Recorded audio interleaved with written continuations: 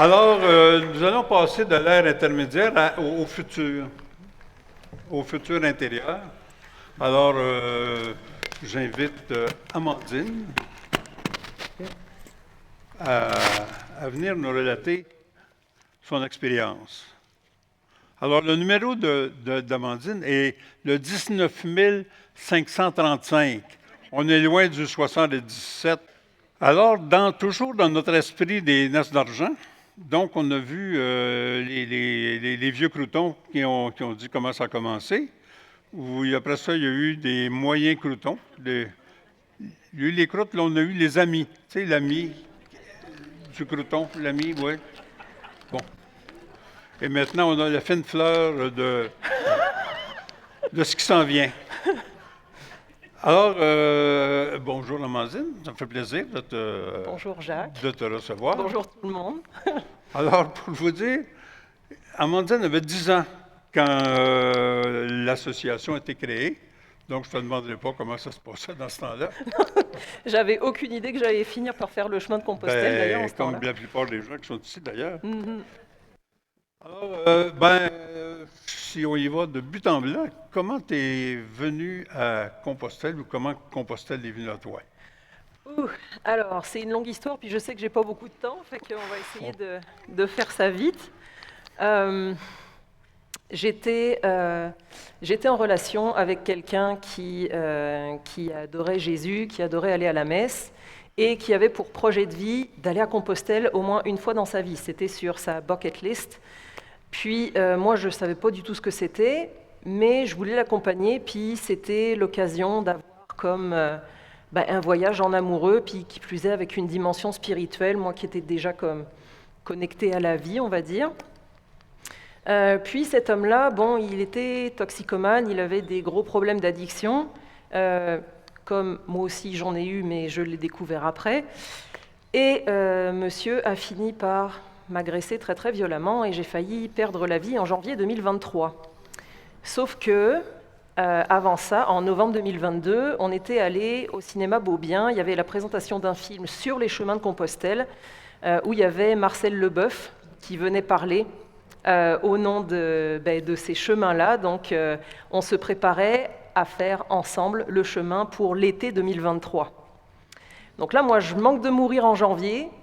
J'ai dit, qu'à cela ne tienne, je vais partir quand même, comme une revanche personnelle, en fait. Fuyons le danger. Oui, voilà. Donc, monsieur est en prison, puis moi, je prépare mes valises. Voilà, j'étais bien fière de le dire devant tout le monde au palais de justice quand il s'est pris sa peine de 4 ans de prison. Puis moi, je suis partie sur le chemin, donc il pesait lourd dans mon sac à dos quand même. Il pesait très lourd dans mon sac à dos.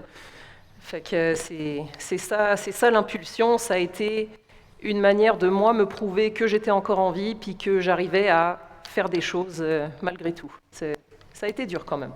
Mais... Quelques pleurs? Pas que quelques-uns. Ouais, tout le long du chemin, ça a été très, très dur physiquement. Puis, comme j'étais en mode survie, moi je pensais que je prenais vraiment mon temps sur le chemin, puis quand je discutais avec d'autres pèlerins, ils se rendaient compte que j'avançais plus vite que les étapes qui étaient suggérées par le guide du pèlerin. Fait qu'ils m'ont dit, là, tu veux le faire en 30 jours? J'étais comme, t'es fou, là, je vais jamais réussir en moins de 30 jours. Je l'ai fait en 28, en fait. J'ai pas fait exprès, mais c'est ça, je me suis laissée embarquer, puis j'ai eu une expérience phénoménale, vraiment. Ça a été... Mais pas nécessairement rigolote. Vraiment pas, non. Mais un petit peu comme Joanne, tu dis, plus jamais. Oui, c'est un peu ça, oui. D'ailleurs, j'avais vu Yves il y a quelques mois pour organiser un 3e chemin de Compostelle à l'été 2026. Bon, je me suis dit, j'en ai déjà fait 2 en moins d'1 an, on va se calmer un petit peu, tu sais, le côté compulsif, là, bon. Mais c'est ça, la 2e fois que je suis arrivée à Compostelle, fait que fin été 2024, après mon 2e chemin, là, je me suis rendu compte que Santiago, c'est une grosse ville où il y a énormément de stimulation sensorielle. Moi, je me sens perdue et je vire folle là-dedans. Alors, donc, c'est un peu Disneyland, là, je trouve. Hein. Là, tu abordes ton 2e chemin. Oui. Donc, tu es revenu du premier. Dans quel état? Insatisfaite. Parce que je me suis rendu compte que le premier chemin, je l'avais fait pour nettoyer la mémoire de mon ex, mais je ne l'avais pas vraiment apprécié. Donc en fait, le jour où je suis revenue de l'aéroport et que j'ai posé mes valises chez moi, je me suis dit, ah non, il faut que je reparte. Ça a été un impératif. Tu sais, on le sent quand le chemin nous appelle. Là. Moi, ça a été ça. Je dois en faire un pour moi. Voilà, ouais. Alors, ça. comment a été le deuxième? De la compulsivité à la dégustation. Voilà, c'était un peu plus en mode buffet. Sur mon tout premier chemin, j'ai eu l'occasion de découvrir ce que c'était. Donc, je partais de rien, hein. Je l'ai vraiment découvert sur le chemin en le faisant. Donc, j'avais fait tout un inventaire des places qui me plaisaient beaucoup et que j'avais envie d'approfondir. Puis, des places qui me tentaient moins, fait que je me suis dit, peut-être que cette année, je vais prendre l'autobus pour skipper des bouts, puis aller un petit peu plus vite aux places qui me plaisent. Ça fait que sur la deuxième année, j'ai passé 3 jours à Burgos. J'en ai profité pour visiter la cathédrale, qui est somptueuse, une architecture absolument extraordinaire. Donc, oui, j'ai beaucoup dégusté, mais le fait que j'avais soigné mon trauma le plus récent dans mon premier chemin de Compostelle, là, ça a réouvert tous les traumas qui dataient depuis l'enfance et qui sont venus me visiter dans mon deuxième chemin. Autant vous dire que j'ai passé beaucoup de temps avec ma petite fille intérieure et que je l'ai laissé brailler tout ce qu'elle n'avait pas pu brailler pendant qu'elle était enfant. Donc voilà, j'avais toujours un mouchoir dans la poche. Hein. Et qu'est-ce que tu as fait de tout ce temps-là pendant ton chemin? Ça t'a rebranché sur le dessin? On voit que tu t'es pas fait ça pendant le chemin, oui, non?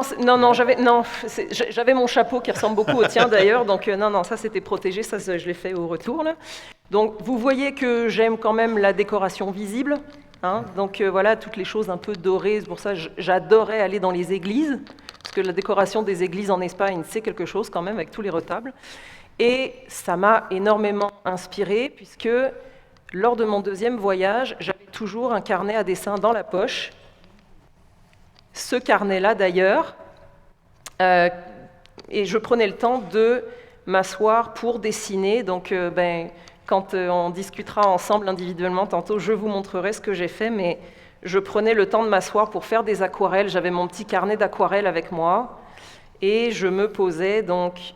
L'un des dessins sur lequel j'ai passé plus le temps, c'est une vue de la cathédrale de Burgos, sur lequel j'ai passé 2h30. Voilà, donc c'était le genre de choses qui me relaxait, ça m'a vraiment reconnecté avec ma créativité. Et à la suite de mes 2 chemins, j'avais pris beaucoup de photos donc avec ce merveilleux appareil dont nous a parlé Yves, et j'ai commencé à faire des toiles. Donc j'en ai apporté une d'ailleurs, la première toile du chemin que j'ai faite, que je vous montrerai tantôt là. Qui est une vue des Pyrénées avec un lever de soleil splendide, qui était mon tout premier jour de marche de mon tout premier chemin, qui a une place particulière, et je suis sûre que vous aussi, vous l'avez vu si vous avez fait le Camino Frances. Je pense que vous allez reconnaître la vue. Et en fait, après mon premier chemin, pendant que j'étais en train de marcher, j'ai eu l'idée de faire un livre pour expliquer comment je m'étais remise de toute l'histoire avec mon ex. Donc j'ai eu l'idée d'écrire mon premier livre qui s'appelle « Violente tendresse », où je parle du chemin de Compostelle. D'ailleurs, Denis Dumay, qui est un bénévole de talent au sein de l'association, m'a beaucoup accompagné pour ce livre-là, et il a écrit un petit mot dans les premières pages du livre. Et merci Denis d'avoir participé à ce projet. Fait que ça a été. Tu en as apporté quelques-uns? Oui, j'en ai apporté quelques-uns. Ouais. Donc c'est ça. Ça m'a permis de me remettre en connexion avec qui j'étais vraiment. Puis depuis quelques années, j'avais tendance à m'oublier pour les autres, à vouloir plaire à tout prix.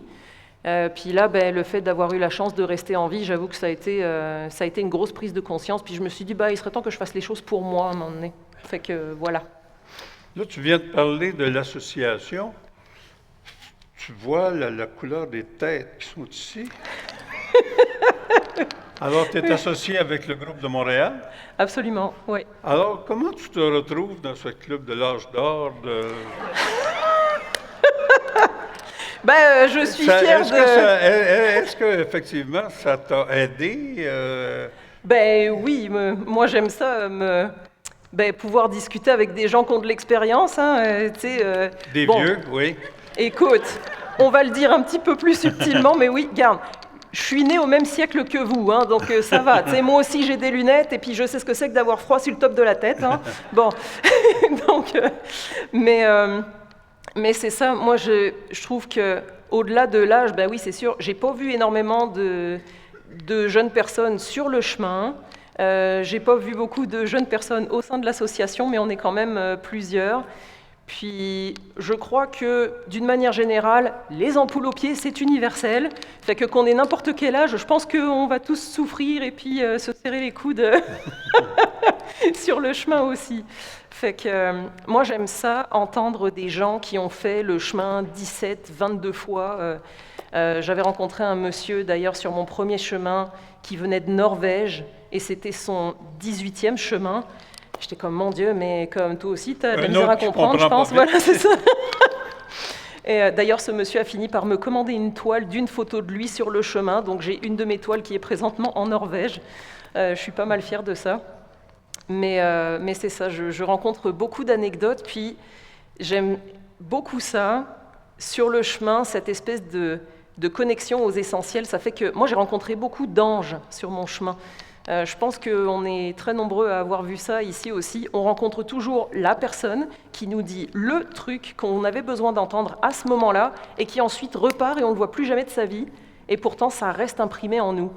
Et je pense qu'on est nombreux à avoir vécu ce genre d'expérience-là. Puis ça, c'est des petites pépites comme ça qui viennent nous nourrir beaucoup aussi. Alors, je pense que tu seras un de ces anges pour beaucoup de personnes qui sont ici. Je l'espère. Et s'il y a de jeunes anges dans la salle, donc, tu crois qu'ils peuvent aller même dans les clubs de l'âge d'or et être bien servis? Je pense que oui. Écoute, on mérite tous de se connecter. Puis je crois que le sourire, c'est un passeport universel quand même. Puis Google Translate, là, avec le truc qu'on a dans la poche, là, c'est un merveilleux outil passe-partout. Puis même si on ne parle pas la langue, on parle un petit peu le Frankenstein. On arrive toujours à se comprendre à un moment donné. Fait que, ouais. Alors, merci beaucoup, Amandine. Merci beaucoup. Merci, Jacques.